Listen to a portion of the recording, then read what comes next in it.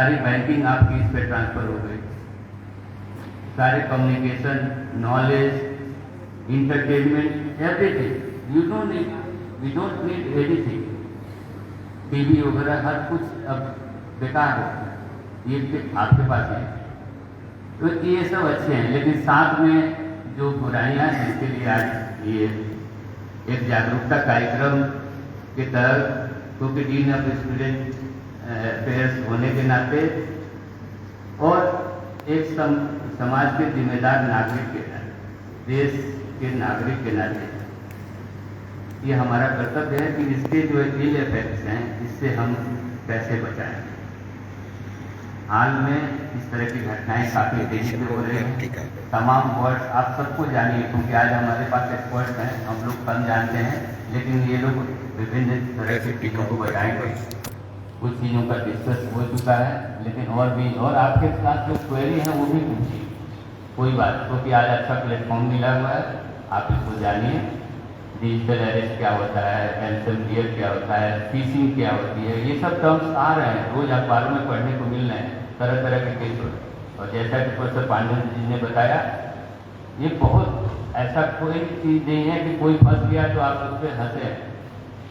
फायदे हुए वो कॉल आपको नहीं आ रही है और ट्रैक में नहीं आ रही है, क्योंकि वो इतना रियल लगता है कि आप उसमें फंस ही जाते हैं। इसलिए जो हमारा बैनर पे लिखा हुआ है, बी अलर्ट बी सेफ, तो ये नारा नहीं है, ये एक जीवन का अंग है। क्योंकि state government, central government, district administration हर तरह के प्रयास कर रहे हैं, लेकिन वो प्रयास किए जा रहे हैं, लेकिन वो और भी चालाक लग रहे हैं, जिससे इसका खुलासा या पूर्ण रूप से समाप्त हो रहा है। जब कोई चीज़ पूर्ण रूप से समाप्त नहीं होती है, तो सबसे अच्छा उपाय होता है जागरूकता कार्यक्रम, अवेयरनेस। उसी के अंतर्गत एक प्रोग्राम हो रहा है। मैं इस अवसर पर धन्यवाद देना चाहूँगा एसपी सिटी अभिनव त्यागी को। एक बार जोरदार तालियों से उनका स्वागत करिए। मैं ये बताना चाहूँगा कि जैसे ही मैंने उनसे संपर्क किया, अभी नई पोस्टिंग है, पहले विष्णु जी यहाँ पे एसपी सिटी थे और आप गोरखपुर में, उन्होंने बिना मिनट गवाए तुरंत इस बात के लिए हामी भरी कि हाँ आपके यहाँ, मैंने कहा कि एक वर्कशॉप और एक अवेयरनेस कार्यक्रम, उन्होंने कहा बिल्कुल, और आज उपस्थित है। आपका स्वागत है, थैंक यू। तो इन्हीं शब्दों के साथ मैं अपनी वाणी को विराम देता हूँ। Thank you very much and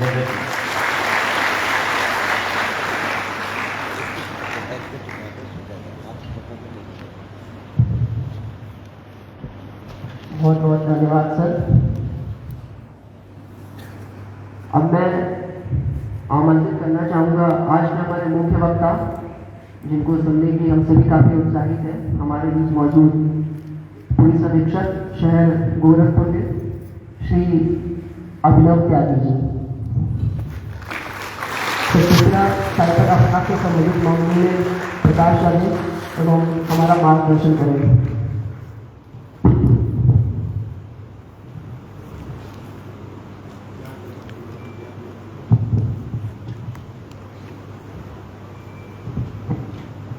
Good afternoon, everyone. Good afternoon, sir. First of all, I would like to thank Professor Giri and the administration of this college for giving me this opportunity, actually university for giving me this opportunity to come here and have a informative session with you all. I would also like to thank all of you for being present here. So first of all, I would like to start like why is this session important, or why did we decide to hold this session here. So mobile, laptop, internet has become a part of our life.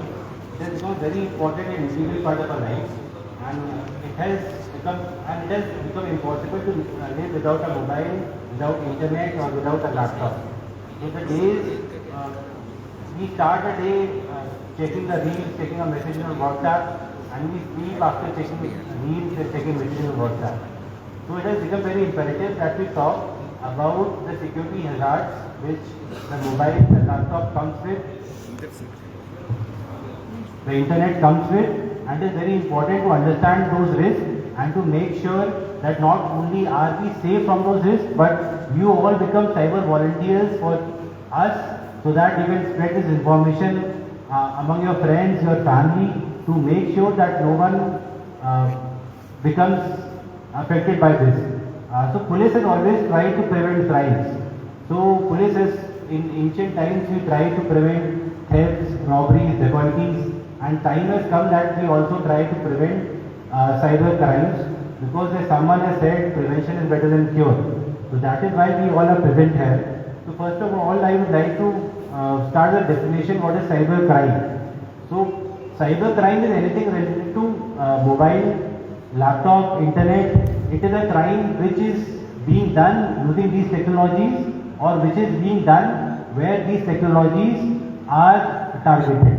So it can be someone calling you on mobile, it can be someone emailing you, it can be someone sending you messages on WhatsApp, on Instagram, or it could be someone giving you pen drives which has viruses or other such things. So I would also like to take a feedback from you that what all other topics which you want me to discuss. So अगर sir mic now can you can take written request. Cordless mic देगा. So I would please like to request कि cordless mic अगर एक बार pass कर दें. नहीं है तो फिर what we can do is we can take written questions. If you have questions, please write it on a slip of paper and I would take those questions. That makes sense? हाँ, तो आप लोग अपने paper निकाल लें, जो भी question हो, कुछ वॉलंटियर्स प्लीज उनको इकट्ठा करके मेरे तक पहुंचा दें, जिससे जो भी चीज़ें हैं जिसमें आप लोग चाहते हैं मैं बोलूं या आप हम लोग डिस्कस करें, वो चीज़ मेरे तक आ जाएगी.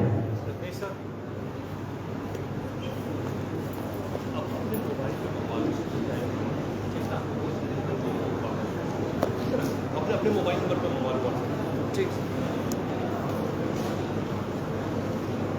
ठीक है, जब तक आप लोग लिख रहे हैं what all you want me to discuss or what all other things usual discussion should happen on, I would start with the type of cyber crimes which at present we are facing in society. So the biggest cyber crime which we are all facing is cyber bullying. किसी का हुआ तो नहीं है cyber bullying? तो अच्छा, आप सब bullying क्या होता है आप सब जानते हैं? बुलिंग क्या होता है जानते हैं? हाथ खड़ा करने पर मतलब बुलिंग होता है कि आप पे कमेंट्स करना. It is something making derogatory comments on you, your family, your lifestyle, your clothes, your background. It can be anything. तो पहले what used to happen in previous time was that people used to say bad things on your mouth. People used to make you feel that you are somewhere beneath them in the society. So that has taken a vast step and people have started doing it on social media. Social media pe because of anonymity, because nobody knows who is behind the Twitter account or Instagram account or Facebook account which is being operated.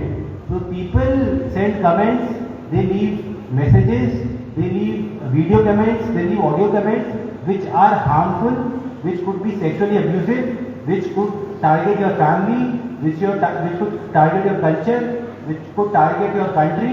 It could be anything. Such an act is known as cyberbullying. Anyone can become a victim of cyberbullying. Even people try to cyberbully officers, leaders on social media. If you look at messages posted by even our Honorable Prime Minister, Honorable Chief Minister, you would see many negative messages which makes no sense, but the only aim of those messages is bullying. So that is known as cyberbullying. And what are the steps which we can take to prevent such bullying is that firstly we should try to minimize our contact on social media.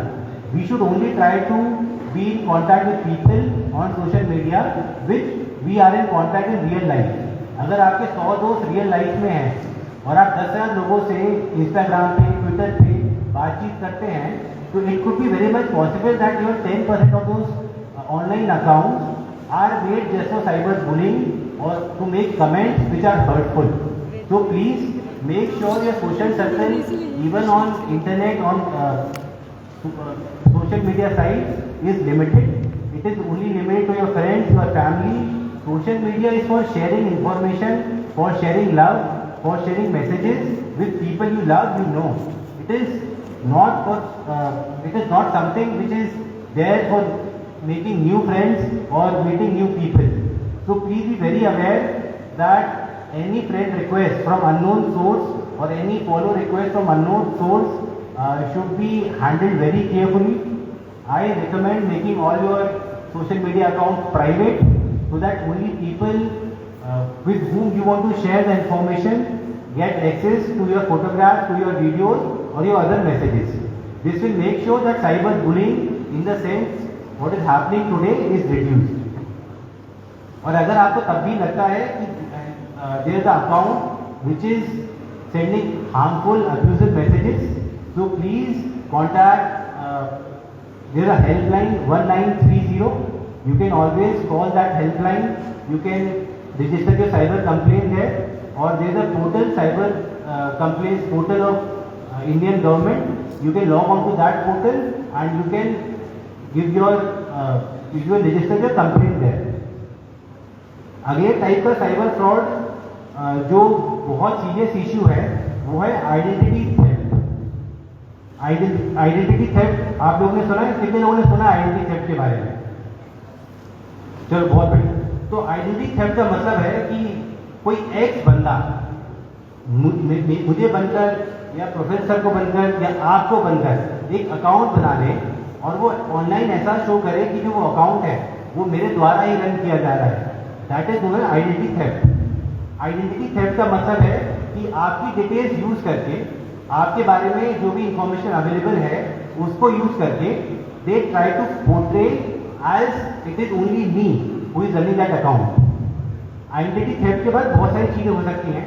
It is very much possible that जो real life में मेरे friends हैं या मेरे colleagues हैं, they would message them, they would ask for money और they would ask for other things, and those people who are my friends in real life would think कि जो message आ रहा है वो मेरे ही अकाउंट से आ रहा है, उनको मैं ही मैसेज कर रहा हूँ, and they would share personal information और they would even transfer money to a account जिसको मैंने मैसेज किया था. तो आइडेंटिटी थेफ्ट से बचने का सबसे आसान तरीका ये है कि आपका, अगर आप चाहते हैं कि आपके साथ आइडेंटिटी थेफ्ट ना हो, अपने सारे अकाउंट आप प्राइवेट करें और ऑनलाइन उतनी इंफॉर्मेशन शेयर करें जो बेयर मिनिमम हो. Bare minimum in the sense कि कोई भी सोशल मीडिया अकाउंट आपको कभी भी अपना फोन नंबर शेयर करने के लिए कंपल्स नहीं करेगा. It is not compulsory to share your mobile number anywhere online. तो आप अपना मोबाइल नंबर, अपना ईमेल आईडी, अपना घर का एड्रेस, अपना पैन कार्ड, आधार कार्ड, अपना स्कूल का आईडी कार्ड, ये सब चीजें make sure it is not shared anywhere online. It is something which is private to you and it should be kept private. तो इससे यू वुड एंश्योर कि आपकी identity है वो कहीं और यूज ना हो पाए और आप लोग आइडेंटिटी थेफ्ट से बच सकें. और साथ साथ इसका एक जो सेकेंड फेस ऑफ कॉइन ये भी है कि आपको कोई अकाउंट, आपको कोई मैसेज करता है और it could B account of your friend, but आपको पता है कि आपका दोस्त अभी तक सोशल मीडिया पे नहीं था. तो किसी को भी रिप्लाई करने से पहले make sure you contact your friend, you contact your family member और उनसे आप एक बार वेरीफाई कर लें कि जो अकाउंट है ये उन्हीं का है, या ऐसा तो नहीं कि someone else is using their information to create their account and he is trying to befool you or people around them. तो आप दोनों चीज इंश्योर करें. पहला तो कि जो भी आपकी प्राइवेट इंफॉर्मेशन है दैट इज केप्ट प्राइवेट. कोई भी इंफॉर्मेशन ऐसी शेयर ना करें जो आप सबके साथ शेयर नहीं करना चाहते हो. एक थंब रूल है, आप मान के चलिए कि whatever information you are sharing through social media, that information today और tomorrow would be made public. Because the companies who are sharing the information are public. They have the right. जब हम कोई भी account खोलते हैं तो there is a terms and condition which we click OK and proceed. That is the terms and condition are lengthy of 50 to 60 pages. और अगर आप बहुत closely इसको legal standpoint से पढ़ेंगे, they state any information you share on any platform becomes their own property. आप समझ रहे हैं कि अगर आप अपनी कोई भी फोटो इंस्टाग्राम पे डालते हैं तो that photograph becomes a property of Instagram, और इंस्टाग्राम उसको किसी प्रकार भी यूज करने के लिए they have taken your permission जब आपने इंस्टाग्राम अकाउंट बनाया था। तो प्लीज ऐसी कोई भी फोटोग्राफ, कोई भी मैसेज, कोई भी इंफॉर्मेशन जो आप नहीं चाहते सबके साथ शेयर करने को, ऐसी चीजें आप किसी प्रकार की सोशल मीडिया पे ना डालें। आप सोचिए कि ये फोटो है या ये मैसेज है या ये चीज है, ये तो मैंने 1-to-1 मैसेज में भेजी थी, तो ये कभी बाहर नहीं होगी। I am sorry to say but that perception is totally false. आप जो भी इंफॉर्मेशन सोशल मीडिया पे शेयर कर रहे हैं, आप मान के चलें that information is public and that would be shared and is very much possible that it is shared within the next 1 month or 2 months among all the people you know or among the public. तो please social media पे ऐसी कोई भी information share ना करें जो आप पूरे वर्ल्ड से शेयर ना करना चाह रहे हैं। अगला टाइप का जो fraud that has taken scale of tsunami, वो है ऑनलाइन ट्रांजैक्शन फ्रॉड। आपके साथ या आपके फैमिली मेंबर के साथ किसी का ट्रांजैक्शन फ्रॉड हुआ है ऑनलाइन? हाथ, मेरी फैमिली का हुआ है तो मैं हाथ खड़ा कर देता हूं। चलिए, तो बहुत अच्छी बात है। I would like to share a detail. Online transaction fraud has reached a scale of 1 lakh crore annually. मतलब in our country people are losing that much money to online transaction frauds. Online transaction frauds क्या होते हैं? तो in simple language, कोई भी ऐसा transaction जो आपके अनुमति के बिना या आपको बेवकूफ बना के कराया गया हो, उसको हम ट्रांजैक्शन फ्रॉड कहते हैं। और ये it takes different type of turns. सबसे जो मतलब सबसे आसान तरीका जो है, तो आपको कॉल आती होंगी कि we are calling from your bank और we are calling from your college और we are calling from XYZ place. आपका ऑनलाइन अकाउंट है या फिर your telephone number is being close down because आपने KYC नहीं किया है, और आपका बैंक अकाउंट हम बंद करा रहे हैं क्योंकि आपका KYC इनकम्प्लीट है। तो वी पैनिक। वो अगला स्टेप बोलते हैं कि अगर आपको अपना बैंक अकाउंट या आपको फ़ोन नंबर कंटिन्यू करना है तो आपके फ़ोन में एक OTP आएगा, आप प्लीज़ OTP हमारे साथ शेयर कर दें।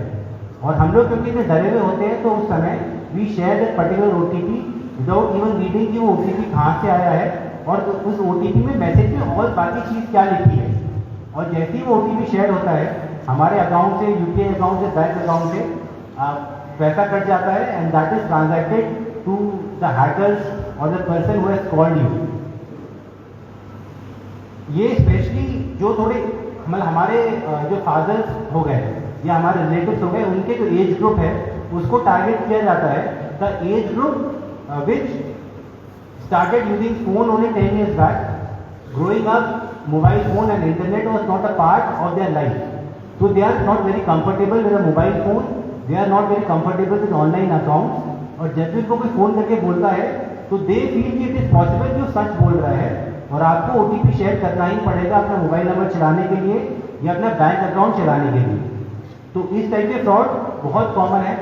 तो मैं आप लोगों से ये रिक्वेस्ट करूंगा कि अपने फ्रेंड्स, फैमिली सबको यही मैसेज दें कि जो आपका OTP है that is a private property, that is a message that is only for you and that should not be shared with any other person in any case।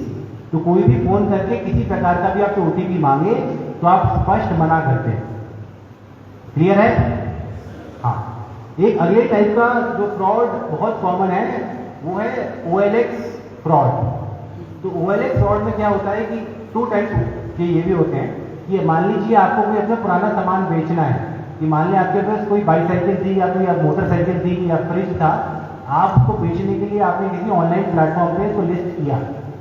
आप list करेंगे तो आपको फोन आता है कि हाँ I am very interested in buying this item and मैं बस the only issue is that I don't live in Gorakhpur, I live in somewhere in Rajasthan और I live somewhere in Kolkata, I live somewhere which is far away from this place, but I would also send the money which for sending that particular item to my home place। अगर आपने that item is this for 10,000, I give you 11,000, बस आप मुझे इसको भेज दीजिएगा। तो आप बोलते हैं ठीक है, नो इशूज, अगर आप पैसा दे रहे हैं तो मैं भेज दूंगा। फिर आपको अगला बोलते हैं कि चले सर, अब पैसा देने के लिए आपके एक OTP आया होगा, आप OTP मुझे दे दें और पैसा आपके अकाउंट में आ जाएगा। तो जो थोड़े बहुत स्मार्ट होते हैं वो बोलते हैं कि नहीं, पैसा ट्रांसफर करने के लिए OTP नहीं चाहिए होता। वो बोलते हैं नहीं सर, मेरा अकाउंट स्पेशल है, आप क्या करें, एक बार मुझे 1 रुपये दे के भेजें, आप OTP पे 1 रुपये दें, आप शेयर करें OTP, आपके अकाउंट में 1 रुपया आ जाएगा। तो आप बोलते हैं ठीक है, तो वो आपसे OTP मांगता है, आप OTP दे देते हैं। तो बैक एंड पे क्या होता है, 1 रुपये आपके अकाउंट में ट्रांसैक्ट होते ही हैं, but that scammer transfer 2 rupees in your account to make sure कि आपका बैंक अकाउंट 1 रुपये बढ़ जाए। समझते हैं? आप OTP शेयर करेंगे तो आपके अकाउंट से पैसा कटना ही कटना है। ये क्लियर है? ये सबको क्लियर है? हाँ, OTP is only for money that is credited. तो जो पैसा आपके अकाउंट से जाना है, OTP ओनली फॉर दैट। तो ये लोग वो भरोसा करने के लिए 1 रुपये की जगह 2 रुपये आपके अकाउंट में डाल देते हैं और वो शो करते हैं कि आपके अकाउंट में बैलेंस बढ़ गया है। इसका मतलब आपके OTP शेयर करने से आपके अकाउंट में पैसा आ रहा है। उसके बाद जो भी अकाउंट होता है, माने 10,000, 1 लाख, 2 लाख, उसके लिए भी आपको OTP मांगते हैं, आप लोग OTP दे देते हैं, बट अलास वो पैसा आपके अकाउंट से कट जाता है और एक भी पैसा आपके पास नहीं आता। तो ये फ्रॉड आप किसी भी ऑनलाइन सोशल मीडिया पे कुछ भी बेचने के लिए अगर आप डालेंगे तो आई एम 99% श्योर कि आपके पास 5 से 10 ऐसे फ्रॉड कॉल्स आएंगे ही आएंगे। तो बी वेरी अवेयर कि कोई भी ट्रांजैक्शन के लिए, पैसा लेने के लिए आपको OTP शेयर नहीं करना। आप ये चीज़ अपने फैमिली में, अपने फ्रेंड्स में, अपने पेरेंट्स में भी बताएं कि अगर आपको पैसा कहीं से भी आना है तो वो पैसा हमेशा बिना OTP के आएगा, किसी को OTP शेयर करने की जरूरत नहीं है। तीसरे टाइप का जो फ्रॉड है उसमें उसे नाइजीरियन प्रिंस फ्रॉड कहते हैं। किसी ने सुना है नाइजीरियन प्रिंस फ्रॉड के बारे में?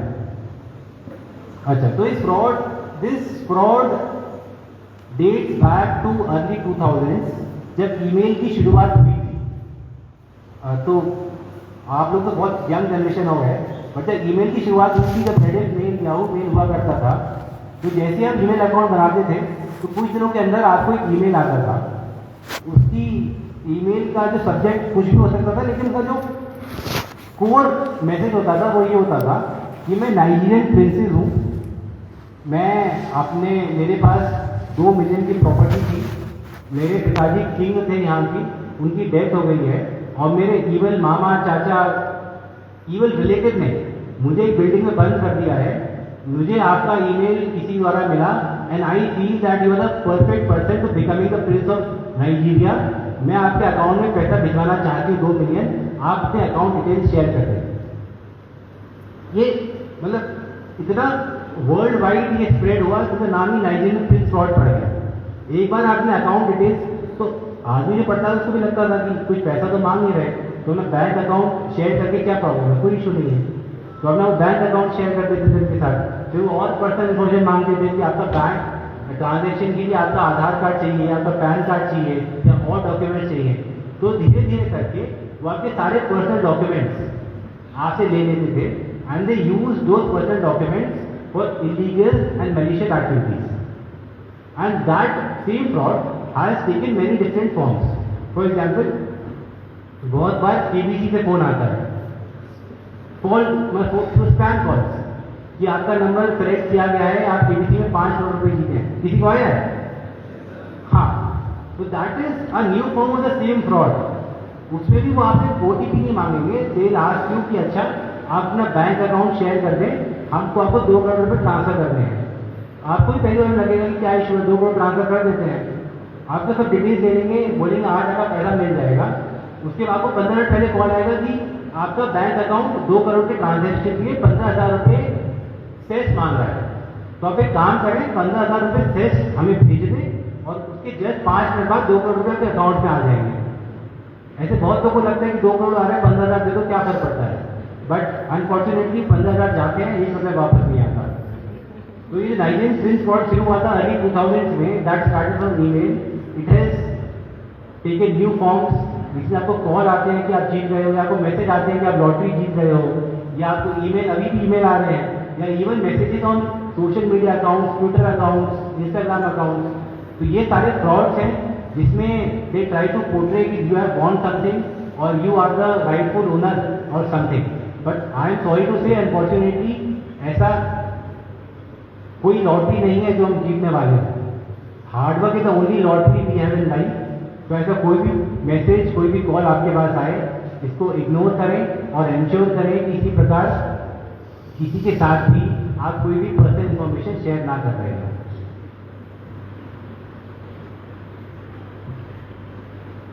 ठीक है, एक जो fraud which has become very mainstream and which has taken a very vicious form is the crime of digital arrest. तो digital arrest, digital arrest is not a legal term, first of all. It is a term made up by the scammers. It all starts with a phone call, जहाँ पे आपको बताया जाता है कि आपको parents को, जैसा अगर आप लोग यहाँ तक पढ़ रहे हैं तो बहुत सारे बाहर रहने वाले होंगे, तो आपके पेरेंट्स को कॉल जाएगी, वो बोलेंगे कि आपका बच्चा बाहर है, आपको पता है, वो बोलेंगे हाँ बाहर है, आपके बच्चे को ड्रग्स के साथ पुलिस ने पकड़ लिया है, या आपके बच्चे को किसी सेक्स स्कैंडल में पकड़ा गया है, या आपका बच्चा, your son has been made accuse in a rape case by police. तो फिर वो पूछेंगे आपको क्या करना है। तो पैनिक में आपके पेरेंट्स या आपके रिलेटिव्स यही बोलेंगे कि आप बताएं क्या करना है, we are ready to do anything. It starts with a phone call that your near one, your dear one और someone they you he she knows is in a bad condition, is in a situation which is not good for him and it is up to you to help him। तो आपके parents बोलेंगे कि ठीक है, मेरा बच्चा तो बहुत शरीफ है, मुझे पता है, इंजीनियरिंग का स्टूडेंट है, ऐसा कुछ नहीं करता, आप मुझे बताएं कि फंसाए तो उसे बचने के लिए क्या करना है। तो बोलेंगे ठीक है, हम आपका कॉल XYZ साइबर क्राइम को, XYZ क्राइम टीम को फॉरवर्ड कर रहे हैं, आप उससे पर बात कर लीजिए। Then they call you back on WhatsApp. They'll call you through audio call or through video call. अगर वीडियो कॉल होगा तो सामने आपको देखेगा कि एक बंदा पुलिस की यूनिफॉर्म पहन के बैठा हुआ है और ही पोर्ट्रे कि आपका बच्चा उन्हीं के पास, उन्हीं के थाने पे, उन्हीं के पास है, and if you give them some compensation, वो उसका नाम वहाँ से हटा देंगे, या जो ड्रग्स प्लांट किए गए हैं उससे नाम हट जाएगा, जो रेप केस या एक्सरेज जो भी केस में उसका नाम आया है वो नाम हट जाएगा। They make sure कि they transfer X amount from their account to the scammer's account, from your parents account to scammer's account, और उसके बाद वो फोन कट जाएगा। उसके बाद जब पेरेंट्स को थोड़ा वो शांत होंगे, आपको कॉल करेंगे, तो पता चलेगा कि आप तो सो रहे थे, आपने 8 मिस कॉल इसलिए नहीं उठाई क्योंकि आप भयंकर नींद में थे, या आप दोस्तों के साथ पार्टी कर रहे थे, मम्मी की कॉल आती नहीं, आप उठाई नहीं, और मम्मी को लगा कि आप सही में पुलिस थाने बैठे। ठीक है, तो इसका एक फर्स्ट तो मैसेज ये है कि अपने घर वालों की हर कॉल उठाएं। क्लियर है? आपको लगता है कि नहीं मम्मी से मैं बाद में बात कर लूंगा, it is very much possible, आप फोन उठा के इतना बोलो मम्मी मैं सही हूँ, मैं पढ़ रहा हूँ, मैं बाद में कॉल करता हूँ। 1 मिनट तो लगेगा, तो it is very much possible that you are saving them from such frauds. एक तो ये हो गया। दूसरा, आप अपने फैमिली को इस फ्रॉड के बारे में बताएं। आप उनको बताएं कि अगर ऐसी कोई भी कॉल आती है तो 99.99% तो such calls are fake, but 0.1% अगर ये कॉल सही भी है तो they should contact the nearest police station to ensure that the best legal help is provided to you, because legally police is bound to inform you and your parents. Police is bound to inform the near relatives and friends of a person who is accused or who is being arrested. अगर मैं arrest होता हूँ तो police has the legal responsibility to inform my wife, my parents, my friends. तो इसी के अगर ऐसी कोई भी कॉल आती है आपको पेरेंट्स को या आपके फ्रेंड्स को, रिलेटिव्स को कोई भी कॉल आती है और उनको लगता भी है कि एक आध पढ़ने की सच भी हो सकती है, तो please tell them to contact the nearest police station and the nearest police station would make sure कि whatever help which is needed is provided. इसका एक रूप ये भी है कि वो आपको कॉल करेंगे या किसी को भी एक्सपर्ट आदमी को कॉल करेंगे, उसको बोलेंगे कि आपने लोन लिया था या आपने ये पार्सल मंगाया था या आपने ट्रांजेक्शन किया था and that transaction is being linked to a drug cartel, कि आपने परसों इतना पैसा ट्रांसफर किया था, मान लिया आपने बाहर चाय वाले को पैसा ट्रांसफर किया हो यूपीआई से, तो बोलेंगे आपने एक ट्रांजेक्शन किया था and that transaction is being linked to a drug cartel, और अगर आप उस ड्रग कार्टेल से या ऑर्गेनाइज क्राइम से बचना चाहते हैं तो मैं आपकी कॉल फॉरवर्ड कर देता हूँ क्राइम ब्रांच को। उसमें भी सेम एमओ सेम है, वो आपकी कॉल ट्रांसफर करेंगे, आप वीडियो कॉल पे जाएंगे किसी के साथ, वो पुलिस की यूनिफॉर्म पहना होगा, वो आपको बताएगा कि आपका ये पार्सल था, या तो उसमें ड्रग्स पकड़े गए हैं, या आपका पार्सल था वो कस्टम में फंस गया है, या आपने ट्रांजेक्शन किया था वो ड्रग कार्टेल से कनेक्शन निकल के आया है, या आपने जो ट्रांजेक्शन किया था ऑर्गेनाइज क्राइम से निकल के आया है, और अगर आप उसे बचना चाहते हैं तो हमें XYZ रुपीज़ ट्रांसफर करें, तब आपका हम नाम छोड़ देंगे। ये भी सारे 101% सारे फ्रॉड कॉल्स हैं, सारे स्पैम कॉल्स हैं। अगर आपसे कोई भी कॉल आता है तो प्लीज़ किसी भी कॉल पे भरोसा ना करें। आप ऑनलाइन कंप्लेन करें, साइबर पोर्टल पे कंप्लेन करें, नियरेस्ट पुलिस स्टेशन में कंप्लेन करें, and being in this college आपके जो डीन सर है उनको कंप्लेन करें, and they would make sure कि अगर ऐसा कुछ है भी तो आपको लीगल हेल्प मिले, और अगर ऐसा नहीं था तो जो भी स्कैमर है उसको क्या एक्शन हो। क्लियर है? हाँ, एक इन्हीं सब में सबसे इंपॉर्टेंट चीज़ है मैं आपसे शेयर करना चाहूँगा। व्हाट्सएप पे अगर आप जाएंगे तो व्हाट्सएप पे एक प्राइवेसी का सेटिंग है which states silence all unknown calls. ये आपके पास जितने भी व्हाट्सएप ऑडियो या वीडियो कॉल आए जो आपके सेव्ड कॉन्टैक्ट से ना हो उनको व्हाट्सएप साइलेंट खुद कर देता है, वो रिंग नहीं होता। तो प्लीज़ आई बेग यू कि आप वो सब सेटिंग का यूज़ करें, क्योंकि किसी नए आदमी को आपको कॉल करनी होगी तो पहले मेक श्योर कि वो आपको नॉर्मल कॉल करें, आपको कोई भी अननोन आदमी वीडियो कॉल या ऑडियो कॉल ना करे, because this rates to a next crime. उसमें क्या होता है कि आपको एक अननोन नंबर से वीडियो कॉल आएगा, वीडियो व्हाट्सएप कॉल या फेस टाइम या इंस्टाग्राम कॉल, जिस भी मीडियम से they call you through video on some platform on the other. और अब जैसे ही वो कॉल उठाएंगे आप देखेंगे सामने या तो कोई न्यूड फोटोग्राफ है, या कोई न्यूड वीडियो है, या कोई न्यूड लड़की है, या कुछ भी आपत्तिजनक है। And what they will do is, क्योंकि आपने फोन ऐसे उठाया तो आपकी शक्ल तो आ ही रही है, तो they take a screenshot of the same, और उस स्क्रीनशॉट में क्या दिखेगा, ये एक न्यूड फोटोग्राफ या न्यूड वीडियो है और आपकी शक्ल है। समझ रहे हैं? उसके बाद वो आपको ब्लैकमेल करना स्टार्ट करेंगे कि मेरे पास आपकी फोटोग्राफ है या मेरे पास आपकी रिकॉर्डिंग है वीडियो कॉल की, और मैं इसको आपके नियर एंड डियर वन पे शेयर कर दूंगा अगर आप मुझे XYZ अमाउंट नहीं देंगे तो। बहुत ये वाइड स्प्रेड फ्रॉड है, मतलब this is not something I just made up. आपको कोई कॉल आएगी वीडियो कॉल, आप जैसे ही कॉल उठाएंगे वहाँ सामने कोई आपत्तिजनक फोटोग्राफ वीडियो कुछ भी होगा, and what the other party will do is they will record the whole video call through another mobile और अनदर कैमरा। तो जिससे अगर वो वीडियो कॉल स्टैंड अलोन को दिखाई जाएगी तो it would look like you were in reality you are video calling that particular lady और दैट पर्टिकुलर पर्सन, और you are looking at that particular video on your own, जबकि आपने उसके video में उठाया और आपके साथ इशारा हो गया। तो प्लीज़ किसी भी अननोन सोर्स से वीडियो कॉल ना उठाएं। वीडियो कॉल्स को बी वेरी डेंजरस। अगर कोई अननोन आदमी आपको कॉल करना चाह रहा है तो पहले आपको नॉर्मल मोबाइल कॉल करें, आपको मैसेज करें, उसके बाद इफ यू वन रियलाइज कि हाँ दिस पर्सन इज सेफ, ये आदमी है जिसे मैं जानता हूँ, then you can make sure कि आप उसका वीडियो कॉलिंग करें। तो these are the only something which I wanted to share. उसके बाद हमारे साइबर सेल से एक्सपर्ट आए हैं और डिटेल में वो बताएंगे। जितने भी आपके क्वेश्चन हैं उसका करेक्ट कर लेते हैं, और जो भी इसके बाद और भी क्वेश्चन होंगे तो एक बार एंश्योर करेंगे सारे क्वेश्चन आंसर हो। मैं यही उम्मीद करता हूँ कि आप लोग ना ही केवल खुद साइबर फ्रॉड से बचेंगे, बट आप लोग हमारे साइबर वॉलंटियर बनेंगे। आप लोग जाकर कम से कम अपने फैमिली फ्रेंड्स को ये चीज़ें बताएंगे जिससे कि हम लोग ऐसे क्राइम प्रिवेंट की जा सके। क्योंकि जो 1 लाख करोड़ का अमाउंट है जो ऑनलाइन फ्रॉड हो रहा है, that is a huge amount, that is more than GDP of a number of countries. तो हम सब जब मेहनत करेंगे तो then only we can make sure that such things are stop. तो मैं साइबर सेल से जो हमारे एक्सपर्ट आए हैं उनसे रिक्वेस्ट करूँगा कि आपको और डिटेल में छोटी PPT मौजूद है मिनिस्ट्री ऑफ होम अफेयर्स के द्वारा। इसके अलावा आप अपने नज़दीकी पुलिस स्टेशन पर जाकर भी अपनी कंप्लेंट दर्ज करा सकते हैं।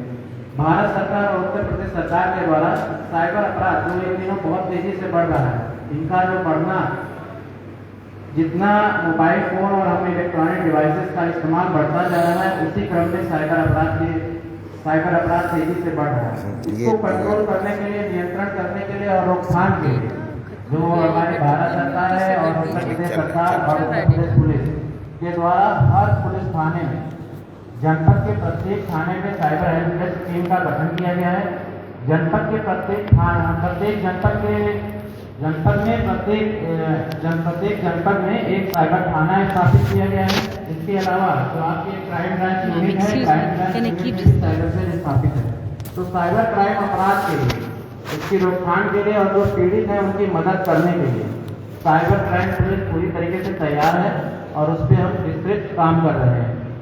तो जैसा कि साइबर अपराध का जो मुख्य मोटो है कि दूर बैठा कोई भी साइबर क्रिमिनल आपके पास फोन कॉल करके, मैसेज करके आपको एक साइबर अपराध का पीड़ित बना देता है। तो इसका मुख्य हथियार है साइबर अपराध से बचने के लिए, ताकि आप साइबर अपराध के विषय में जानें और इससे सुरक्षित रहने के लिए जागरूक रहें।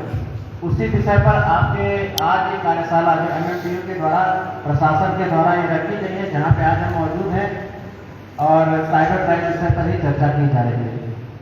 तो हम, जैसा सर ने बहुत सारे पॉइंट्स पे आपको जागरूक कर दिया कि हमको OTP नहीं शेयर करना है, वन टाइम पासवर्ड, क्योंकि OTP अब आपको सोशल मीडिया अकाउंट आपको बनाना है, वहाँ पे आपको OTP चाहिए। आप अगर कोई UPI पेमेंट कर रहे हैं, UPI पेमेंट अकाउंट बना रहे हैं, वहाँ पे चाहिए। आप अगर ऑनलाइन कोई ट्रांजेक्शन कर रहे हैं, वहाँ पे आपको OTP चाहिए। तो OTP की इम्पोर्टेंस इस तरीके से समझिए, वो एक आपके लॉकर की चाबी है जिसको आपको किसी के साथ शेयर नहीं करना है।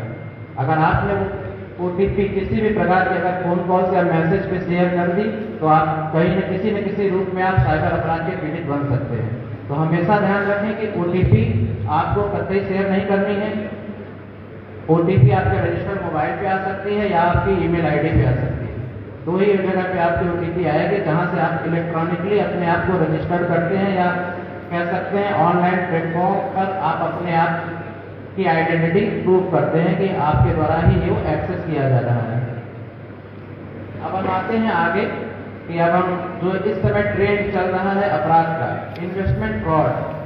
होता क्या है कि जॉब करने के लिए एक लिंक आएगा आपके पास, या एक ग्रुप टेलीग्राम, सोशल मीडिया के through, Telegram, Twitter, Instagram, Facebook, इसके अलावा भी बहुत सारे सोशल मीडिया साइट्स हैं जिनके माध्यम से आपके पास एक लिंक आएगा और ऑफर किया जाएगा कि आप घर बैठे टास्क पूरा करेंगे। जैसे कि अमेजन, फ्लिपकार्ट, इन सब साइटों पे आता है कि पिक्चर पे ऑर्डर क्लिक करने पर रिव्यू देने के लिए, तो एक टास्क के रूप में आपको दिया जाता है, जो साइबर क्रिमिनल वो देते हैं, ऑफर करते हैं कि आप भाई 100 वीडियोस को या 100 फोटोज को लाइक करेंगे, रिव्यू देंगे, तो हम आपको उसके एवज में 1000 रुपीज पे करेंगे। वो पहले आपको रजिस्ट्रेशन चार्ज के नाम पे 2000 रुपये या 600 रुपये वो स्टार्ट करते हैं, आप पे कराते हैं। उसके बाद जैसे ही आपने लाइक किया, आपने जैसे 100 फोटोज को लाइक कर दिया, तो वो आपको 1000 रुपीज आपके अकाउंट में क्रेडिट करा देंगे। वो आपके विश्वास जीतने के लिए ये काम स्टार्ट करते हैं। उसके बाद फिर नेक्स्ट टाइम आपसे वही जो 1000 लाइक को बढ़ाते हुए वो 200 करेंगे, फिर नेक्स्ट, ये रेगुलेट मतलब हमेशा कंटिन्यूटी में चलता रहेगा। और इस तरीके से वो जब एक स्टेज पे आपसे जब पैसे आपके से 2000 रुपये आपको पे कर दिया उन्होंने आपको टास्क के लिए, उसके बाद वो अमाउंट बढ़ाते जाएंगे कि नहीं अब आप 5000 रुपये पे करिए, तो आपको ये अमाउंट बढ़ के 10,000 आपके अकाउंट में नेक्स्ट डेट में क्रेडिट हो जाएगा। इस तरीके से वो अपने जाल में आपको फंसाते हैं।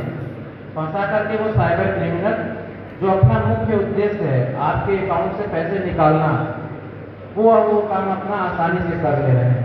तो हमें इन बातों पे ध्यान देना है कि जो ऑनलाइन जितने भी प्लेटफॉर्म है, लिंक है, या सोशल मीडिया के थ्रू हम जॉब ऑफर करते हैं, टास्क बेस्ड, जो भी टास्क बेस्ड जो इनकम का स्रोत अगर वो बता रहे हैं, तो ऐसा कोई भी स्कीम अभी अवेलेबल नहीं है।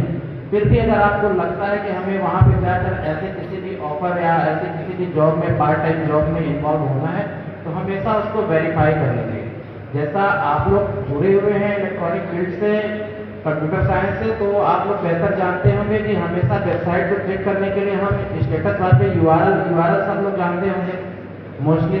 तो URL पे जो HTTPS होता है, जो S का फॉर्म क्या होता है, सिक्योर, तो हमेशा वहाँ पे जाकर के आप उस वेबसाइट को क्रॉस वेरीफाई करिए कि क्या वो वेबसाइट एक्सेस कर सही है, सिक्योर है या नहीं है। ठीक है, उसके बाद उसकी भी कॉन्टेक्ट डिटेल्स में जाइए कि वो आखिर वो वेबसाइट कहाँ पे रन कर रही है, आप लोग जान सकते हैं। वहाँ पे कुल मिला के ये है कि उनको वेरीफाई करके ही करिए। और पेमेंट किसी को भी देने से पहले हमेशा ध्यान रखिए कि आपको किसी पर्सन के अकाउंट में पेमेंट नहीं करना है। अगर आप जॉब ऑफर कोई कर रहा है, कोई कंपनी आपको जॉब ऑफर कर रही है, तो अगर वो पेमेंट करेगी आपको, तो वो कभी हमेशा पेमेंट अपने कंपनी अकाउंट से आएगा। अगर उसे रजिस्ट्रेशन चार्ज के रूप में अगर आपको पेमेंट देना है तो वो भी कंपनी के अकाउंट में ही जाएगा। तो पहले आपको चेक करना है लिंक जो वो शेयर कर रहे हैं कि हाँ इस वेबसाइट पे जाकर के आप लाइक करिए, जिसके एवज में वो पार्ट टाइम जॉब के नाम पे आपको अमाउंट पे करेंगे। आपसे रजिस्ट्रेशन चार्ज के नाम पर जो आपको अकाउंट दे रहे हैं, आप उसको वेरीफाई करिए कि क्या वो उसी कंपनी का है कि किसी पर्सन का तो नहीं है। तो ये सब छोटे छोटे पॉइंट्स हैं जिनके बारे में आप अगर अवेयर रहेंगे तो आप जो पार्ट टाइम या टास्क बेस्ड फ्रॉड हैं उनसे आप बच सकते हैं। क्लियर है? अब आते हैं कि अगर इस तरीके का कोई क्राइम आपके पास हो जाए तो आप क्या करें। पहला काम कि आप देखिए उस वेबसाइट पे, आप वहां से देखिए गूगल का प्लेटफॉर्म पे है वो एग्जिस्ट कर रहा है, तो आप रिपोर्ट कर सकते हैं वहां से। किसी भी अगर आपको इंस्टाग्राम पे वो चीजें मिलती हैं तो आप इंस्टाग्राम पे उसको रिपोर्ट कर सकते हैं। आप लोग बेसिकली जानते होंगे कि कहाँ से रिपोर्ट किया जाता है। तो आप पहला काम, अगर आप आइडेंटिफाई हो गया कि ये फेक एडवर्टीजमेंट है या फेक पार्ट टाइम जॉब का ऑफर वहां पे चल रहा है, तो आप उसको तुरंत रिपोर्ट करेंगे। उस पर्टिकुलर उस साइट को, उस प्लेटफॉर्म को, अगर वो इंस्टाग्राम पे एग्जिस्ट कर रहा है तो इंस्टाग्राम को, ट्विटर कर रहा है ट्विटर को, टेलीग्राम, व्हाट्सएप को आपको वहां पे पहले रिपोर्ट करना है। इसके अलावा आपको साइबर क्राइम हेल्पलाइन नंबर 1930 पे कॉल करके रिपोर्ट करनी है, या वेबसाइट www.cybercrime.gov.in वहाँ पे कंप्लेन करनी है। इसके अलावा अगर आप फिर भी नहीं आप संतुष्ट हैं तो उसके अलावा आप अपने नजदीकी पुलिस स्टेशन जा करके अपनी रिटर्न में एक कंप्लेंट दर्ज करा सकते हैं। वहाँ से जो हमारी साइबर हेल्प डेस्क टीम है, इसके अलावा जो पुलिस डिस्ट्रिक्ट लेवल पे साइबर सेल है, वो उस पर काम करेगी, उसको आइडेंटिफाई करेगी। अगर वो एग्जिस्ट कर रही है तो उस पूरे पेज को वहाँ से रिमूव कराने के लिए कार्रवाई करेगी। और यहाँ तक नहीं, उस पर्सन को भी आइडेंटिफाई करने के लिए पूरी टीम काम करती है। ठीक है, इसके अलावा अगर आपका अमाउंट इसी तरीके से अगर आपने पैसे जमा कर दिए हैं, उस केस में भी आप अपने अमाउंट डिटेल फिल करेंगे। अगर कोई कॉन्टेक्ट नंबर है तो उस कॉन्टेक्ट नंबर को फिल करेंगे, जिसके आधार पे वो कॉन्टेक्ट नंबर जो फ्रॉड का कॉन्टेक्ट नंबर है जो आपने 1930 पे या cybercrime.gov.in ठीक है उस पर करेंगे, तो वहां से भी वो आपको वो नंबर सारे जो मिनिस्ट्री ऑफ होम अफेयर्स की टीम है उन नंबरों को वेरीफाई करती है, और उन नंबरों को जो फ्रॉड में पुलिस नंबर होते हैं उनको ब्लॉक कराने की कार्रवाई भी होती है। तो इस तरीके से जो पुलिस है आपके पहले कि क्राइम अगर ऐसा कुछ होता है तो आपको अवेयर रहना है। अगर क्राइम आपके साथ हो गया तो हमको किस तरीके से कंप्लेंट करनी है।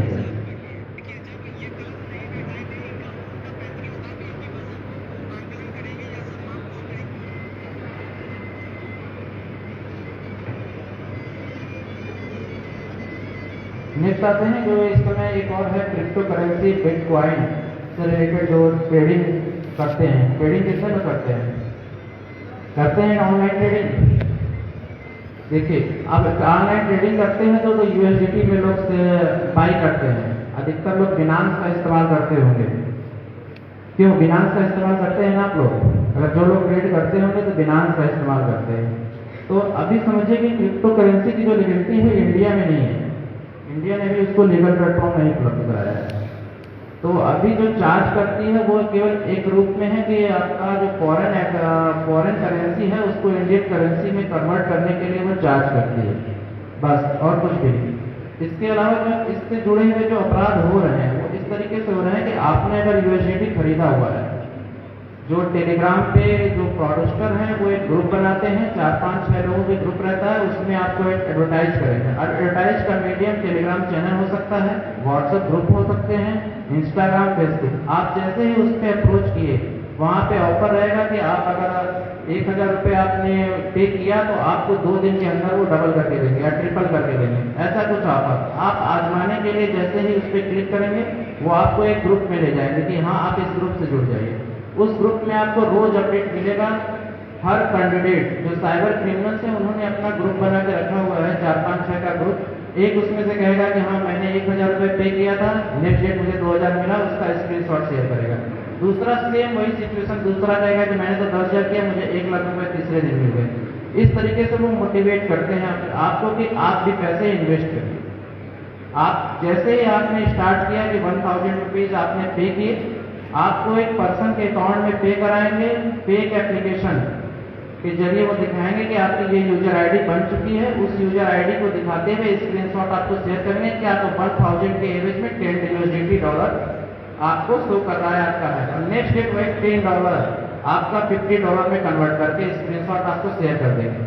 जैसे कि आपको विश्वास हो जाए कि नहीं आपका तो ट्रेडिंग में बहुत अच्छा चल रहा है, इन्वेस्टमेंट जो आपने किया हुआ है बहुत अच्छी जगह किया हुआ है। जैसे आप विड्रॉ करने के ट्राई करेंगे, आपका विड्रॉ होगा, फर्स्ट स्टेज में आपका विड्रॉ होगा। आपने अगर $50 आपके दिखाई दे रहे हैं, आप चाहते हैं कि $30 मैं निकाल लूँ, निकल जाएंगे आसानी से आपके अकाउंट में, किसी पर्सन के अकाउंट से ही क्रेडिट कर देंगे अमाउंट।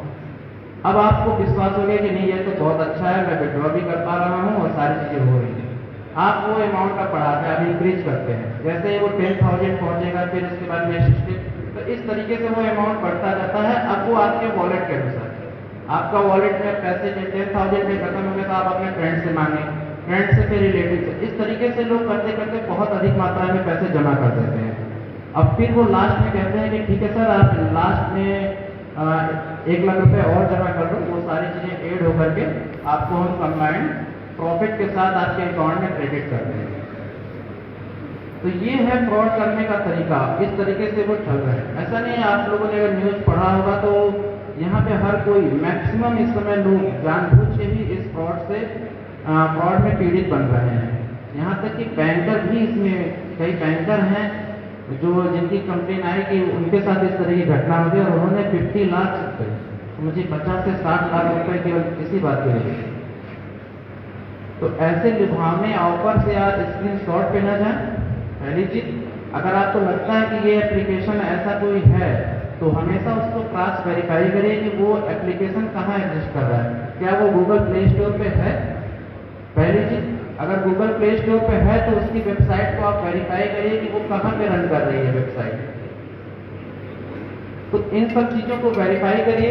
फिर उसके बाद आता है कि आप अमाउंट किसको पे कर रहे हैं। अगर उस कंपनी में ही इन्वेस्ट करना है तो हम कंपनी के अकाउंट में पे करें, ना कि किसी पर्सन में, क्योंकि जो वो आपको अकाउंट नंबर देंगे हर बार अलग अलग अकाउंट होल्डर का रहेगा कि आज उन्होंने SBI के अकाउंट में पे किया तो नेक्स्ट टाइम HDFC में पे कराएंगे, नेक्स्ट टाइम एक्सिस में पे कराएंगे, next time bank of Maharashtra bank में कराएंगे। तो इस तरीके से करते हैं तो इनकी पहचान है, जो फ्रॉड कर रहे हैं उनकी यही पहचान है कि वो अपने अकाउंट या कंपनी के अकाउंट में कोई पैसे आपसे क्रेडिट नहीं कराएंगे। तो इन्वेस्टमेंट के फ्रॉड में खास तौर से ये बात ध्यान रखिए कि आपको कभी भी इन्वेस्ट करने से पहले उस एप्लीकेशन को वेरीफाई करना है। अमाउंट पे करते समय अकाउंट होल्डर या फिर वो कंपनी को आप वेरीफाई करिए क्या वो कंपनी का ही अकाउंट है या पर्सन का नहीं है। आप समझिए कि आप ये इस क्राइम में जो साइबर क्रिमिनल्स हैं वो आप ही के बैंक खातों का इस्तेमाल करते हैं। इस फ्रॉड में आप ही को, मतलब आपको पीड़ित से आपको सस्पेक्ट बना देते हैं, क्योंकि बहुत सारे ऐसे केसेज आए हैं हम लोगों के पास कि पता चलता है कि सर हमने तो इन्वेस्ट किया था, ये हमारे पैसे आए हुए हैं लेकिन फिर भी हमारा अकाउंट फ्रीज है। तो फ्रीज इस कारण से होता है कि जिसका फ्रॉड का पैसा आपके अकाउंट में क्रेडिट उन्होंने कराया, वो पैसा उसने जहाँ का वो पीड़ित है उसने कंप्लेन की और उसका अमाउंट आपके अकाउंट में क्रेडिट हुआ है, इसलिए आपका अकाउंट भी फ्रीज हो जाएगा। तो आप उस टाइम पे आप सस्पेक्ट हो जाएंगे। आप समझिए, आप इन्वेस्ट कर रहे थे, आप कहेंगे मैं तो इन्वेस्ट कर रहा था, मैंने तो इस साइट में पे किया है, लेकिन आप वहीं से आप सस्पेक्ट बन गए जहाँ पे उसने कंप्लेन की है उस पुलिस अथॉरिटी के लिए, और आपका आप वेरीफाई नहीं कर पाएंगे कि आपने पे, क्योंकि आप दिनांक से या किसी भी साइट से गए हैं कि हमने इसको पे किया, आप वो वहाँ से फिर एडजस्ट कर जाएगा, फिर उसका अकाउंट ही वहाँ नहीं मिलेगा। तो काफ़ी अच्छा टफ है। इससे बचने का एक ही तरीका है कि ऐसे किसी भी इन्वेस्टमेंट या लुभावने ऑफर में आप आए ही ना, अगर आप फिर भी हैं तो उसको इन्वेस्ट करने का है मन, तो आप वेरीफाई करिए उस वेबसाइट को या उस एप्लीकेशन को। फिर अमाउंट पे करने पहले हमेशा ध्यान रखिए कि कंपनी का अकाउंट होना चाहिए अगर आप पे कर रहे हैं तो इन सब बातों का ध्यान रखिए। अगर फिर भी आप अगर इससे पीड़ित हो गए तो वही साइबर क्राइम हेल्पलाइन नंबर पे आप 1930 पे आप फोन करेंगे, वेबसाइट www.cybercrime.gov.in पे कंप्लेन करेंगे या फिर नजदीकी पुलिस स्टेशन में आप कंप्लेन दर्ज कराएंगे। देखिए अब आपके साथ अगर ऐसे फ्रॉड हो जा रहे हैं, जितना तेजी से आप कंप्लेन करेंगे में भी पॉसिबिलिटी रहेगी कि आपके अमाउंट रिकवर हो पाए। तो हमेशा ध्यान रखिए कि पहले भी हमें इस तरीके के लुभाव में किसी अवसर में पड़ना नहीं है। अगर कोई शिकार बन जाता है तो उसे 1930 पे तुरंत कॉल करें। अगर आप लोगों का इससे संबंध में कोई क्वेश्चन हो तो पूछ कर सकते हैं, वैसे सर ने बताया हुआ है आपके क्वेश्चन आए हुए हैं। एक और है, एक तरीके का फ्रॉड है लोन ऐप फ्रॉड। जैसे जो शार्ट टाइम लोन्स होते हैं उनको लेने के लिए हुआ कि मुझे 5,000 रुपये की आवश्यकता है या 10,000 की आवश्यकता है और लोन एप्लीकेशन का एडवर्टाइज आपको मिला हुआ कि चलो ले लेते हैं इससे लोन। तो हमेशा लोन ऐप अगर कहीं भी आप देख रहे हैं कि लोन कोई भी साइट से या कोई भी एप्लीकेशन से, तो उसको पहले हमेशा क्रॉस वेरीफाई करिए कि क्या वो RBI जो RBI गवर्निंग बॉडी है क्या वो वहाँ पे रजिस्टर्ड है, क्या लाइसेंस उसको RBI ने दिया हुआ है या नहीं दिया हुआ है। आप लेटेस्ट में अगर आज की न्यूज पढ़ेंगे तो एक नावी ऐप था, नावी फिनटेक कंपनी थी फाइनेंस की, जिसका लाइसेंस अभी रद्द हुआ है। जो आशीर्वाद कई हैं जिस तरीके से उनको लाइसेंस मिला हुआ है। इसके अलावा इस तरीके की तमाम एप्लीकेशन है, छोटे छोटे एप्लीकेशन जो आपको कहेंगे कि हम तुरंत लोन आपको प्रोवाइड करेंगे 1 हफ्ते के लिए और उसका इंटरेस्ट चार्ज करेंगे वो 15 to 25% इंटरेस्ट के तौर पर चार्ज करेंगे। और आप आवश्यकता से के अनुसार अगर आपने सिर्फ डाउनलोड ही कर लिया, एक तरीके से वो पूरा का पूरा एप्लीकेशन एक फिशिंग ऐप होता है। एक फिशिंग ऐप होता है जो आपके डाटा को ग्रैब कर लेता है। आपने जैसे ही वो एप्लीकेशन डाउनलोड कर ली, वो चाहे गूगल प्ले स्टोर पे मौजूद हो या फिर आपको किसी भी मीडियम से social media site Twitter Telegram WhatsApp किसी भी माध्यम से अगर वो APK फाइल के तौर पर मिले, आपका सिर्फ क्लिक कर लेना या डाउनलोड कर लेने से ही आपकी कॉन्टेक्ट लिस्ट आपकी इमेज उसके पास पहुंच जाएगी, सस्पेक्ट के पास पहुंच जाएगी। उसके पास अब आपकी इतनी इन्फॉर्मेशन पहुंच गई, जैसे ही आपने कहा कि ठीक है मैं 10,000 पे करूँगा, आपको 10,000 ना आके आपके अकाउंट में 7,000 रुपीज़ क्रेडिट हो जाएंगे। अब आपको 7,000 रुपीज़ क्रेडिट होने के बाद नेक्स्ट वीक आपको कॉल आनी स्टार्ट होगी व्हाट्सएप कॉल। हर बार अलग अलग नंबर से व्हाट्सएप कॉल आएगी और आपको हरास करना स्टार्ट हो जाएगा। आपको ब्लैकमेल करेंगे, डराएंगे, धमकाएंगे कि आप जल्दी पे करो। अब आपको 7,000 रुपीज़ के लिए आपसे पे कराएंगे 15,000 20,000 ऐसे। नेक्स्ट टाइम वो ऐसे करते जाएंगे। आप जैसे ही उसका कॉल ब्लॉक करना स्टार्ट करोगे वो स्टेप बढ़ते जाएगा। फिर आपकी जो फोटो जो उसके पास अवेलेबल है पहले से आपकी कॉन्टेक्ट लिस्ट, अब उनका मिसयूज करना स्टार्ट होगा। आपकी फोटोज को किसी गंदी फोटो से एडिट करेंगे और आपको पहले भेजेंगे कि अगर तुम ऐसा नहीं करते हो पे करोगे तो अब हम इसको सर्कुलेट करेंगे। अब वो जो भी लड़का हो या फिर कोई भी इस तरीके से वो उसको हरास करना स्टार्ट करते हैं, ब्लैकमेल करना स्टार्ट करते हैं। वो जैसे ही आप जिसने डाउनलोड किया हुआ है वो बंद करेगा, उनके जो कॉन्टेक्ट लिस्ट में रहेंगे, जितने भी कॉन्टेक्ट लिस्ट में रहेंगे, पहले फादर मदर सिस्टर जिस भी नाम से आपने सेव किए, पहले वो उनको टारगेट करते हैं और उनकी फोटोज उठाएंगे व्हाट्सएप से, एडिट करेंगे, मिक्सअप करके वो सेंड करेंगे। तो इस तरीके से उनका जो है कि ब्लैकमेल करते हैं वो पैसे के डिमांड करेंगे। तो सिर्फ आपका एक मेरा ये कहने का मुख्य उद्देश्य है कि अगर आपको लोन ऐप लेना है, आपके सिर्फ लोन ऐप को डाउनलोड कर लेने मात्र से वो इतनी इंफॉर्मेशन उसके पास पहुंचती है और वो आपको हरास कर देता है, ब्लैकमेल कर लेता है और फिर उसी के एवज में आपसे अमाउंट पे कराता है।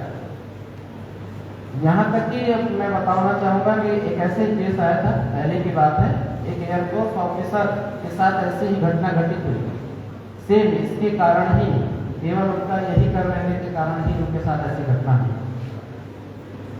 कि उनको बहुत खतरनाक स्टेप उठाना पड़ गया। तो कभी भी अगर ऐसी कोई भी सिचुएशन बनती है जो हमारा पहला सजेशन रहेगा कि आप अपने तक ही सीमित मत रखिए अपनी बातें, अपने परिवारजन से, जहाँ तक वो अपने परिवारजन से शेयर करिए।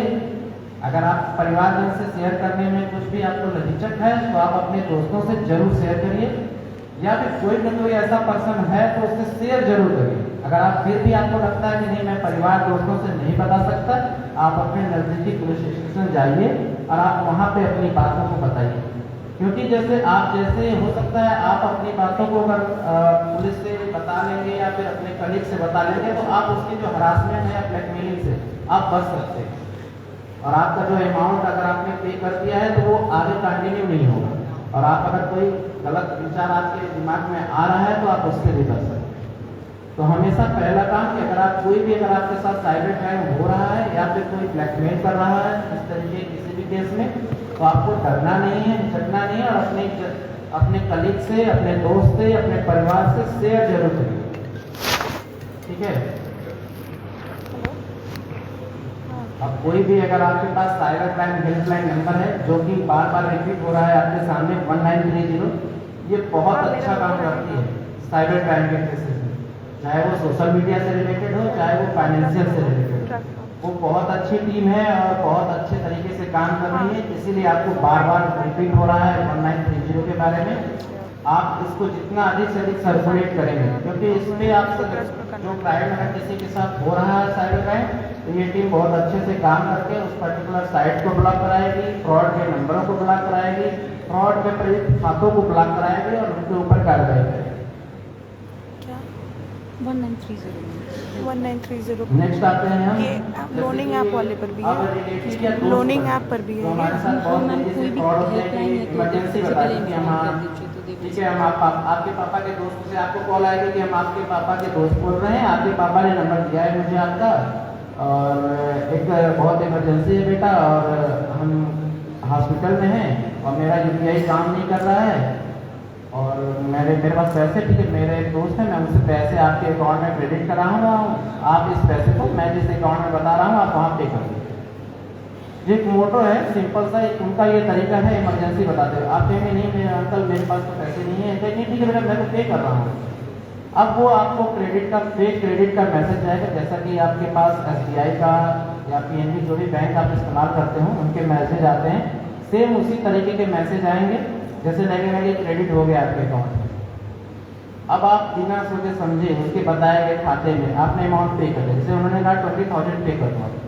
अब आपके अकाउंट में अगर 20,000 है तो तुरंत चले जाएंगे, अगर नहीं है तो आप कहोगे अंकल जा नहीं रहा है, मैंने कितना अमाउंट है आपके पास, आप कहोगे 10,000 है, ठीक है 10,000 दे दो, तो वो 10,000 जो आपकी सेविंग या आपके अकाउंट में जो बैलेंस होगा वो चला जाएगा।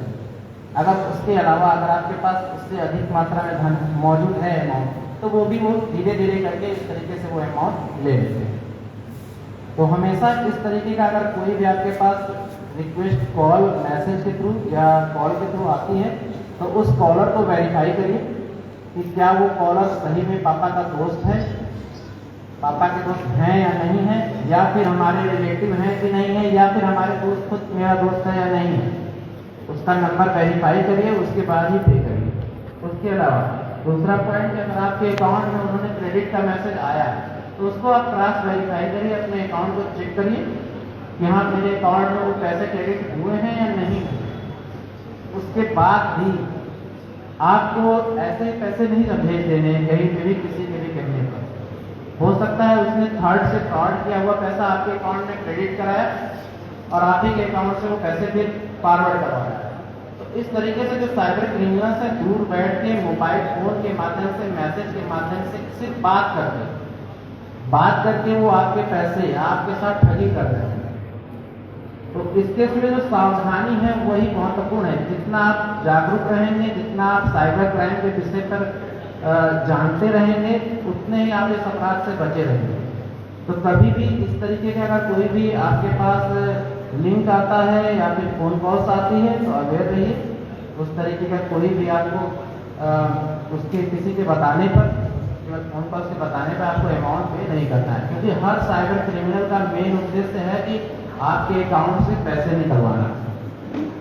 तो ये एक छोटी सी बात है, सिंपल सा, कि अगर आपको फोन कॉल्स या मैसेज के माध्यम से अगर कोई भी फोन कॉल करता है और जहां पर पैसे की बात आए, ठीक है, जहां पर सिर्फ वो पैसे की डिमांड करे या फिर आपके बैंक अकाउंट, क्रेडिट कार्ड की डिटेल पूछे, आप अवेयर हो जाइए कि वो एक साइबर क्रिमिनल है। सिर्फ आप अपने माइंड को यही सेटअप बनाएंगे कि अगर आपके पास कोई फोन कॉल्स, मैसेज के थ्रू जहाँ पे पैसे अमाउंट की बात हो, क्रेडिट कार्ड की बात हो या अकाउंट की बात कोई कर रहा है, तो समझ जाइए कि वो एक साइबर क्रिमिनल है। तो वहाँ पे आपको ना ही वर्ड इस्तेमाल करना है, ठीक है। आप उसकी तुरंत कंप्लेन कर सकते हैं 1930 पे, जैसे कि उस नंबर से फिर वो अगेन कोई दूसरा क्राइम ना कर पाए, और उस नंबर पे पुलिस जो 1930 की टीम है वो तुरंत कार्रवाई करती है।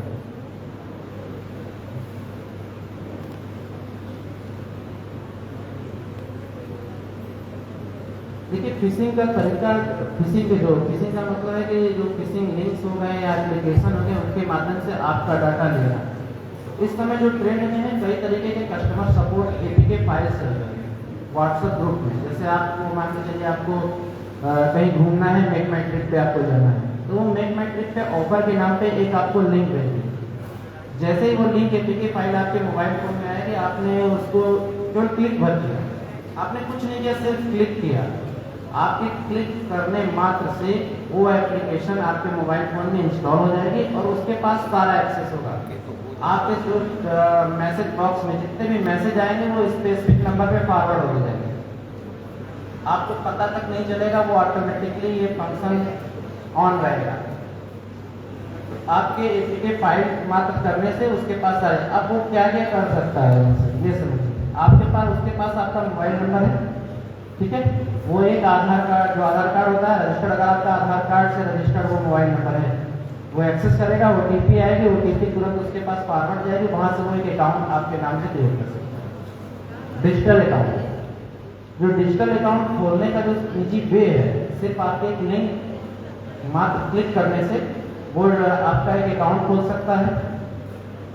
जो यूपीआई पिन आप लोग बनाते हैं ना, यूपीआई जो मैक्सिमम लोग इस्तेमाल करते हैं, तो यूपीआई जनरेट करने के लिए एक मैसेज आता है आपका रजिस्टर्ड मोबाइल नंबर पे, वो फॉरवर्ड हो जाएगा, वहां से वो आपके दूसरे मोबाइल वॉलेट का यूपीआई इस्तेमाल कर सकता है, वहां से आप खाली कर देगा, यूपीआई पिन चेंज कर देगा, क्योंकि ओटीपी चाहिए उसे, यूपीआई पिन चेंज करने के लिए यूपीआई पिन चेंज हो जाएगा। तो आप समझिए कि कभी भी एनोनिमस लिंक अगर आपको कहीं से भी ग्रुप में आ रहे हैं, क्लिक भी नहीं करना है। आप ये समझिए, आपका क्लिक करने से वो आपके डाटा का मिसयूज कर सकते हैं बखूबी साइबर क्रिमिनल। उन्होंने इस तरीके के एप्लीकेशन बना के सर्कुलेट किए हैं। अगर आपके पास किसी भी माध्यम से इस तरह की कोई भी एप्लीकेशन या लिंक आता है, तो आपको खोलना ही नहीं है, उसको डिलीट कर दें। अब अगर आपने इंस्टॉल कर लिया, गलती अगर आपसे हो गई तो क्या करना है, आप अपने पूरे स्क्रीन में देखेंगे, आपको उस तरीके का कोई एप्लीकेशन नहीं दिखाई देगा, उस तरीके की कोई एप्लीकेशन ही नहीं दिखाई देगी आपको।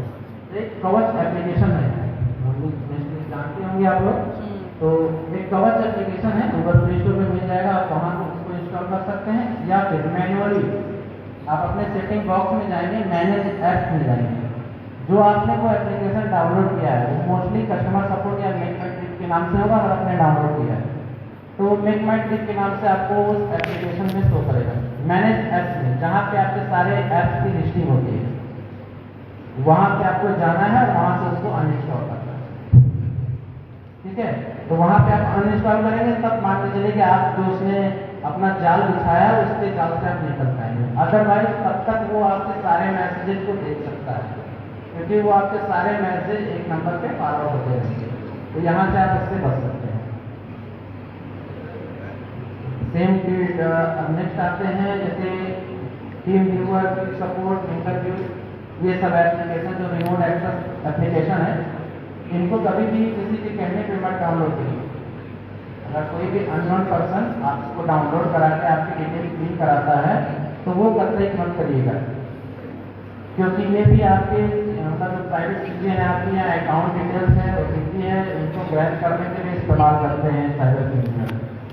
तो इस तरीके के एप्लीकेशन आप कभी मत डाउनलोड करेंगे, क्योंकि जितना उसका यूज है साइबर क्रिमिनल्स उनका मिसयूज कर रहे हैं। डिजिटल अरेस्ट, जिसके बारे में सर ने बताया कि आपको डिजिटल अरेस्ट के जो इस समय का जो ट्रेंड साइबर क्राइम है, जिसका साइबर क्रिमिनल बखूबी इस्तेमाल कर रहे हैं।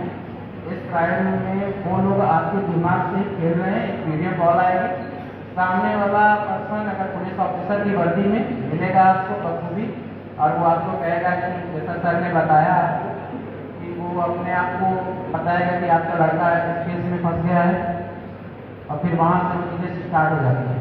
इसके कई प्लेटफॉर्म हैं। वो ये भी कह सकता है कि पार्सल के आपने पार्सल ऑर्डर किया था, उस पार्सल में कोकीन या ड्रग्स मिली हुई है, ठीक है, हम लोगों ने चेक किया ड्रग्स मिला हुआ, आप ड्रग डीलर से कॉन्टेक्ट में हैं, या फिर हमारे यहाँ एक ड्रग डीलर पकड़ा गया है, उसकी डायरी में आपका कॉन्टेक्ट है, जिससे लग रहा है कि आपने ड्रग डीलर से कुल मिलाकर उनका डरा धमका कर उस वीडियो कॉल पे ही रखना, अब घंटों उसी वीडियो कॉल पे रहना जब तक कि वो ये ना उनसे पैसे न निकलवा रहे। तो इस तरीके के क्राइम्स हो रहे हैं। हमेशा इनसे अपडेट रहिए और बचिए कि हमें इस तरीके का कोई भी अगर आपके साथ क्राइम हो रहा है या आपको लगता है कि आप साइबर क्राइम में किसी तरीके से शिकार हुए हैं, तो अपने जो जानने वाले हैं मित्र दोस्तों से जरूर साझा करें। इसके अलावा आप अपने नजदीकी पुलिस स्टेशन में जाकर संपर्क कर सकते हैं, या फिर साइबर क्राइम हेल्पलाइन नंबर वहाँ पे, ठीक है। और बाकी सारी चीज़ें सर ने बताया। और क्योंकि अगर फेक न्यूज आपको मिलता है,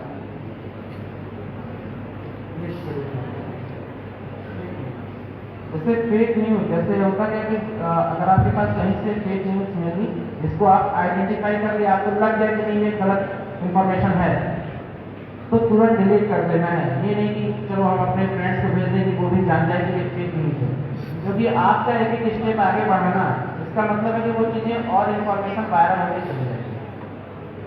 आपने अगर स्टॉप कर दिया तो जो आपकी चेन है वहीं पर वो स्टॉप हो जाएगी। तो हमेशा ध्यान रखें कि इस तरह की कोई भी फेक न्यूज अगर आपको मिलती है कहीं से भी, तो उसको स्टॉप कर दीजिए, डिलीट कर दीजिए, उसको साझा करने से बचें। और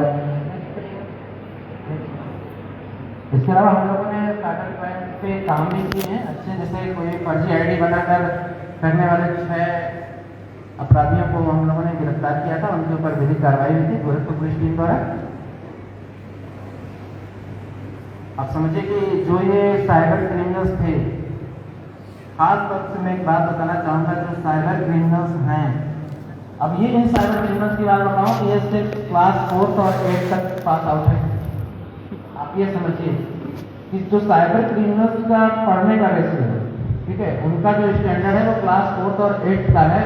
और सबसे ज़्यादा साइबर क्राइम के जो पीड़ित बन रहे हैं 90% पढ़े लिखे लोग हैं।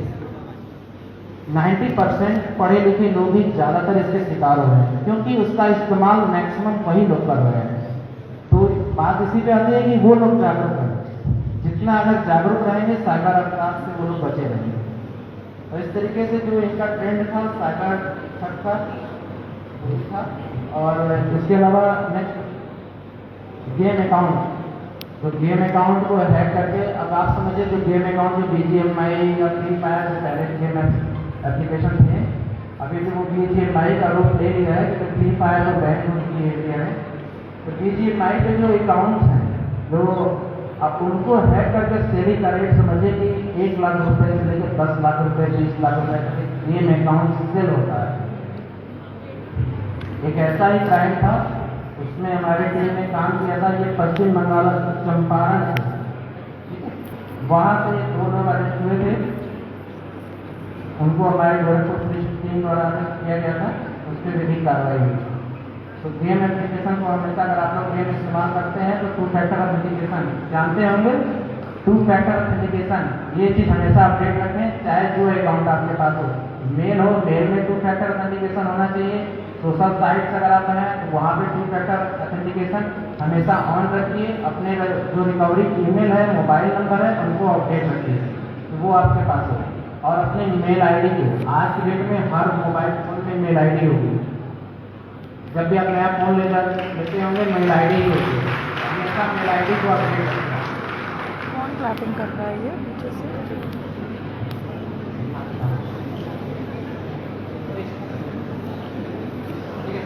लास्ट में हम बाइंडअप करेंगे। तो अगर आपके साथ साइबर क्राइम क्या किसी भी रूप में अगर शिकार हो जाते हैं तो तत्काल आपको साइबर क्राइम हेल्पलाइन नंबर 1930 पे कॉल करना है। वेबसाइट www.cybercrime.gov.in, आप इस पे वेबसाइट पे जाकर के वहाँ पे आप कंप्लेन दर्ज करा सकते हैं। इसके अलावा आप नज़दीकी पुलिस स्टेशन पर जाकर अपनी कंप्लेन, अपनी शिकायत दर्ज करा सकते हैं, ठीक है। और साइबर सेल गोरखपुर टीम द्वारा एक व्हाट्सएप चैनल अभी स्टार्ट किया गया है, और इस चैनल के माध्यम से मुख्य उद्देश्य ये है कि हम गोरखपुर जनता को, गोरखपुर पब्लिक को अधिक से अधिक जो अपग्रेड कर पाएँ साइबर क्राइम के विषय पर, कि साइबर क्राइम किस तरीके से हो रहे हैं, अगर ऐसा कोई साइबर क्राइम हो जा रहा है तो उनसे हम किस तरीके से बचें, अगर साइबर क्राइम के पीड़ित आप हो जाते हैं तो आपको कहाँ कंप्लेन दर्ज कराएंगे। तो आप जरूर इस चैनल को भी फॉलो करिएगा और इससे जुड़िएगा। धन्यवाद।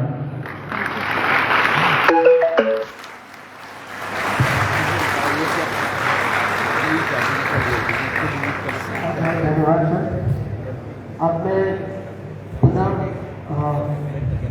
पुलिस अधीक्षक शहर गोरखपुर श्री अभिनव त्यागी सर को मैं आमंत्रित करना चाहूँगा, ताकि वे आपने जो प्रश्न सबमिट किए हैं उन प्रश्नों के उत्तर आपको सटीक तरीके से मिल सकें।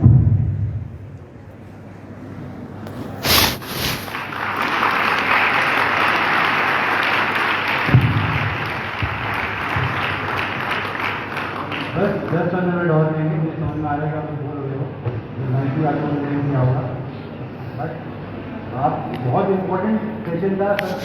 आप और ये समझें कि अगर आज आप इससे 1% भी सीख के जाते हैं और 2 लोग भी बताते हैं तो बहुत बड़ा फर्क पड़ेगा। प्लीज़ 10-15 मिनट और कुछ क्वेश्चन रिपीट थे तो मैंने उनको एक साथ आंसर करने की कोशिश की है, और बाकी आप लोगों ने बहुत ही इंटरेस्टिंग और बहुत अच्छे क्वेश्चन किए हैं। एक क्वेश्चन है कि क्या सोशल मीडिया पे पब्लिकली पोस्ट करना सही में थ्रेट है? तो मैं आपको ये बोलना चाहूँगा कि जब तक आप सोशल मीडिया इन्फ्लुएंसर नहीं हो तो प्लीज़ अपनी इन्फॉर्मेशन अपने पास रखें, क्योंकि इन्फॉर्मेशन जो आप भी सोशल मीडिया पे जो भी शेयर करेंगे वो पब्लिक इन्फॉर्मेशन आपकी कहाँ किस रूप में यूज़ होगी, यू नेवर नो। तो जब तक आपको वो इन्फॉर्मेशन शेयर करके कुछ मॉनिटरी गेन ना हो रहा हो, या सोशल मीडिया इन्फ्लुएंसर हो, ट्विटर इन्फ्लुएंसर हो, इंस्टाग्राम इन्फ्लुएंसर हो, आपको एक पोस्ट पे 50,000 रुपये मिलते हो, अगर ऐसा नहीं है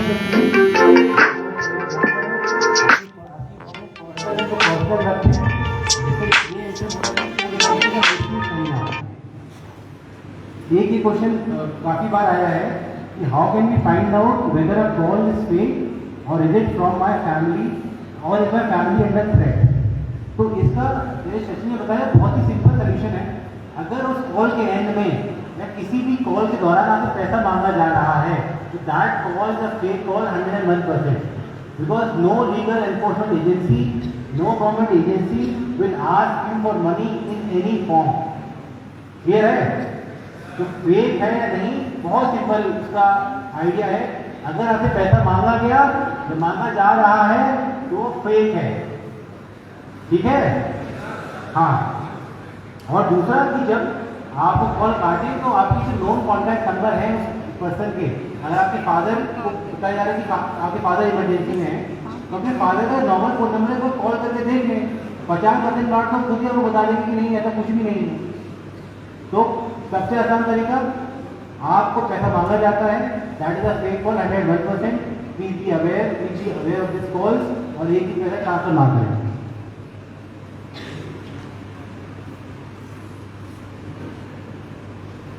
ये क्वेश्चन था कि सर फिशिंग से बचने के लिए हम क्या कर सकते हैं।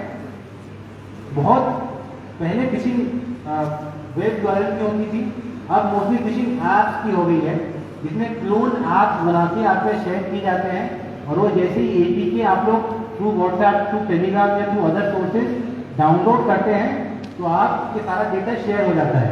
तो प्लीज़ मेक श्योर कि आप जो भी ऐप डाउनलोड करें वो केवल प्ले स्टोर या एप्पल स्टोर से ही करें, किसी भी वेबसाइट से, किसी भी टेलीग्राम चैनल से, किसी भी व्हाट्सएप फॉरवर्ड से आप कोई भी ऐप किसी भी फॉर्म में डाउनलोड ना करें। फिर एक क्वेश्चन ये भी है कि जो प्राइवेसी आपकी जो कंपनीज है गूगल, अमेजोन, व्हाट्सएप, आपके जो प्राइवेट मैसेजेस हैं उनको पढ़ के जैसे आपको ऐड रिकमेंडेशन देती हैं, या कुछ लोगों ने बोला कि सर मैंने अपने दोस्त के शेयर किया था जूते खरीदने हैं और अगले दिन मेरे पूरे फेसबुक, इंस्टाग्राम पे जूतों का ऐड आ रहा है, तो क्या है? तो वो जब आपने इंस्टाग्राम अकाउंट या अपना व्हाट्सएप अकाउंट बनाया था, जो टर्म्स एंड कंडीशन थी उसमें आपने उनको अलाउ कर दिया था कि आप हमारा मेटा डेटा यूज़ कर सकते हो। मेटा डेटा का क्या मतलब है कि आपका एज ग्रुप क्या है, आपका जेंडर क्या है, आप कहाँ के रहने वाले हो और आपके इंटरेस्ट क्या है। और आपने अगर शूज़ शेयर किया तो समझ गए शूज़ आपका इंटरेस्ट है। उन्होंने एडवर्टाइजर्स को बेचा और एडवर्टाइजर्स आपको उस इन्फॉर्मेशन के अपने जूते दिखाएंगे। इससे बचने का मतलब दिस इज नेसेसरी इविल। अगर आपको व्हाट्सएप इंस्टाग्राम यूज़ करना है दिस इज नेसेसरी इविल। इसका एक ही सोल्यूशन है, हमें कम से कम सोशल मीडिया अकाउंट रखें और केवल मिनिमल नेसेसरी इन्फॉर्मेशन ही शेयर करें। कोई भी इंफॉर्मेशन जो मिनिमल नेसेसरी ना हो उसको किसी भी फॉर्म में कहीं भी शेयर ना करें। एक था कि अगर हमें पता चलता है कि सिक्योरिटी ब्रीच हो गया है तो हम क्या कर सकते हैं। तो एक तो सिक्योरिटी ब्रीच से बचने के लिए स्पेशली लैपटॉप्स और पीसी में विंडोज डिफेंडर नाम से सॉफ्टवेयर विंडोज के साथ आता है। तो प्लीज़ मेक श्योर कि आपका Windows Defender up to date रहे। बहुत बार क्या होता है, वो रोता रहता है कि सर मुझे अपडेट कर दो और हम लोग उसे नॉट नाउ करके सालों काट देते हैं। करते हैं ना कि नॉट नाउ 1 साल बाद 2 महीने बाद करना। प्लीज़ मेक श्योर ये Windows Defender is up to date. और आपको पता चलता है कि आपके कंप्यूटर में वायरस है तो पूरे कंप्यूटर को स्कैन कर लें और जरूरत पड़े तो सब कुछ अनइंस्टॉल करके रीइंस्टॉल कर लें। यही सोल्यूशन है अगर विंडोज ब्रीच हो जाती है तो, या आपका सिस्टम ब्रीच हो जाता है।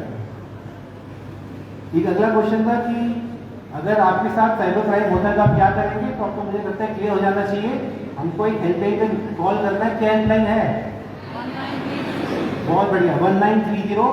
आपका जैसे ही कोई फ्रॉड हो, आपके दोस्त फैमिली का फ्रॉड हो, आप 1930 पे कॉल करें and we will make sure कि वो जो अकाउंट में पैसा गया है वो भी फ्रीज हो सके और हम कोशिश करेंगे कि आपका जो पैसा गया है वो वापस आ सके।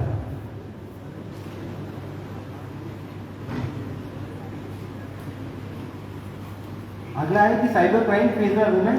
तो मैं बिल्कुल मानता हूँ कि वुमेन और specially females are easier target because उनको ये डाला जाता है कि आप सोसाइटी में इमेज खराब कर देंगे, आपके फेक वीडियो फेक फोटो हम वायरल कर देंगे। तो उससे बचने के कुछ तरीके यही है कि एक तो कोई भी अननोन नंबर वीडियो कॉल कभी ना उठाएं। अपनी कोई भी यदि फोटोग्राफ्स जो आप पूरी दुनिया शेयर ना करना चाहते हो शेयर ना करें। और साथ में कोई भी अननोन लोगों से ऑनलाइन फ्रेंडशिप मिनिमल तो मिनिमल रखें, मैं तो उनको 0 ही रखें। आपके जितने रियल लाइफ वर्ल्ड में फ्रेंड हैं उन्हीं को ऑनलाइन दोस्त बनाएं। और अगर कभी इनके बावजूद ऐसा कुछ हो जाता है तो तुरंत आप लोकल पुलिस को 1930 पे कांटेक्ट करें। वी विल मेक श्योर कि जो भी आपसे ऐसा कर रहा है ही इज पनिश। अगला क्वेश्चन बहुत मतलब वेरी गुड क्वेश्चन कि अगर किसी के साथ सेक्सुअल हैरासमेंट होता है ऑनलाइन तो क्या किया जाए। तो प्लीज़ अगर किसी का किसी भी फॉर्म में लड़का लड़कियों दोनों के लिए दिस इज मतलब ये एडवाइस दोनों के लिए है कि सेक्सुअल हैरासमेंट किसी तरह भी हो सकता है। बट अगर किसी फॉर्म में सेक्सुअल हैरासमेंट होता है ऑनलाइन आपकी कोई फोटो वायरल करता है, आपकी कोई गलत वीडियो बनाता है, मॉब फोटोग्राफ बनाता है, मॉब ऑडियो बनाता है, तो तुरंत लोकल पुलिस स्टेशन को इन्फॉर्म करें। हम लोग उस पर we will register an FIR and we make sure that the culprit is behind bars. तो सेक्सुअल हैरासमेंट अगर जैसे ही शुरू हो आप cut the sexual harassment at its bud. आपको भरने ना दें, आप डरेंगे वो और चीज़ें करेगा, उसकी और हिम्मत बढ़ेगी। तो प्लीज़ जैसा ही पहला इंसिडेंट हो आप पुलिस को बताएं, we will take care of the rest. वापस वही कॉल है कि वही क्वेश्चन है कि गूगल और बाकी चीज़ हमारी पर्सनल इन्फॉर्मेशन ले रहे हैं। मैंने बताया नेसेसरी इविल है। हम लोग जब अकाउंट बनाते हैं तभी हम उनको वी परमिट देम। तो उसका सोल्यूशन एक ही है, मिनिमम शेयरिंग ऑफ इन्फॉर्मेशन। केवल उतनी इन्फॉर्मेशन शेयर करें तो मिनिमल है। अपना एड्रेस, फ़ोन नंबर, पिताजी का नाम, माताजी का नाम, pan card, Aadhaar card, OTP, आपके बेस्ट फ्रेंड, बेस्ट दोस्त, भाई कौन है, ये सब प्लीज़ शेयर ना करें जब तक नेसेसरी ना हो।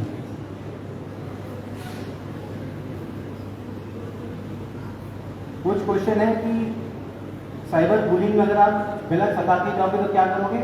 तो मैं आपको एंश्योर करता हूँ कि हम लोग पूरे सारे केसेस को थॉरली इन्वेस्टिगेट करते हैं और अगर गलत फंसाया जा रहा होगा तो आपको उससे फ्री कर दिया जाएगा। ऐसा नहीं होगा कि you are made to face for something which you have not done. ठीक है, सबसे ज़्यादा कॉल्स, सबसे ज़्यादा क्वेश्चंस इसी बारे में थे कि इमरजेंसी कॉल्स आ रही है वो एक्चुअली फ्रॉड है तो क्या करें। तो प्लीज़ मुझे लगता है थोड़ी क्लैरिटी आ गई होगी। पहले तो प्राइमा फेसी किसी भी कॉल को ना माने, सारे कॉल्स को फ्रॉड कॉल्स ही माने। लेकिन तब भी अगर आपको लगता है कि नहीं जेन्युइन कॉल है, तो जैसे ही पैसे की बात शुरू हो, if someone asks you to transfer money, if someone asks you to buy an Amazon gift card, if someone asks you XYZ anything, आप तभी समझ जाएं कि ये फ्रॉड है। कोई भी enforcement agency, police, CBI, raw, ED, जो भी है, कभी भी आपसे फोन करके ऑनलाइन पैसे नहीं मांगेगी। That is the bottom line. Thank you very much, thank you for your patience.